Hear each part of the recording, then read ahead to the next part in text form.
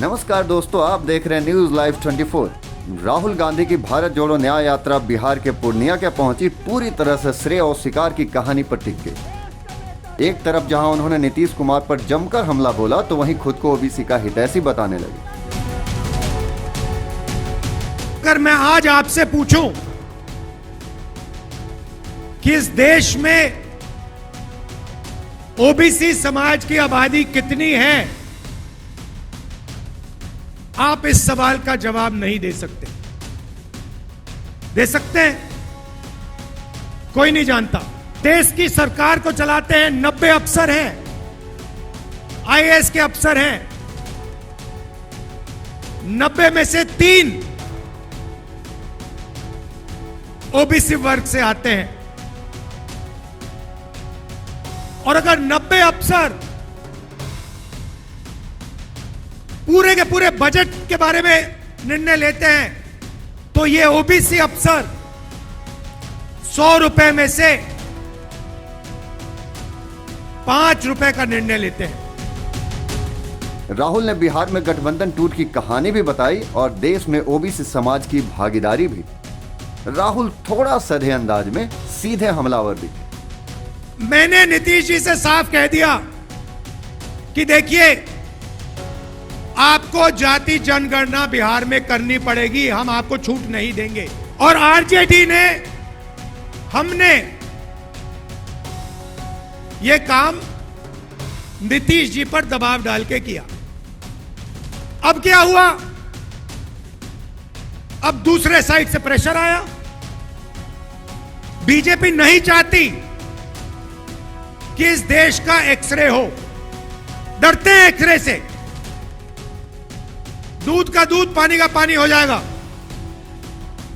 पता लग जाएगा कि कितने ओबीसी हैं, कितने दलित हैं, कितने आदिवासी हैं। बीजेपी ये नहीं चाहती। बीजेपी चाहती है कि आपका इधर ध्यान जाए, उधर ध्यान जाए, आगे पीछे ध्यान जाता जाए, मगर सामाजिक न्याय पे गलती से भी आपका ध्यान ना चला जाए।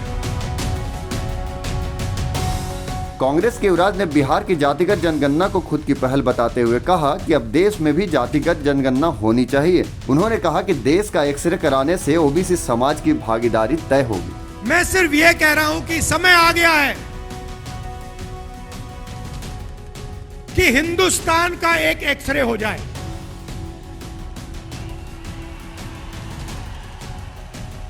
एक एक्सरे हो जाए, उसके बाद एमआरआई भी हो सकता है, मगर पहले एक एक्सरे हो जाए कि इस देश में किसकी कितनी आबादी है, लोगों की गिनती हो जाए। जनरल कास्ट के इतने लोग हैं, उसमें से अमीर इतने हैं, ओबीसी जात के इतने लोग हैं, उसमें से अमीर इतने हैं, गरीब इतने हैं, किसान इतने हैं, मजदूर इतने हैं, भूखे इतने हैं, आदिवासी के इतने लोग हैं। इसमें आदिवासियों में अलग अलग ट्राइब्स के इतने इतने लोग हैं, दलित इतने हैं, इसमें दलितों में ये अलग अलग लोग हैं। ये भूखे मर रहे हैं, ये मजदूरी कर रहे हैं, ये सड़क बना रहे हैं। बस मैं यही कह रहा हूं, सामाजिक न्याय का यही मतलब है। और सामाजिक न्याय का पहला कदम देश का एक्सरे करना है। ओबीसी कितने, दलित कितने, आदिवासी कितने, और उनमें से कितने गरीब हैं, कितनों के पास सरकारी नौकरी है, कितने कंपनी में काम कर रहे हैं। देश का एक्सरे।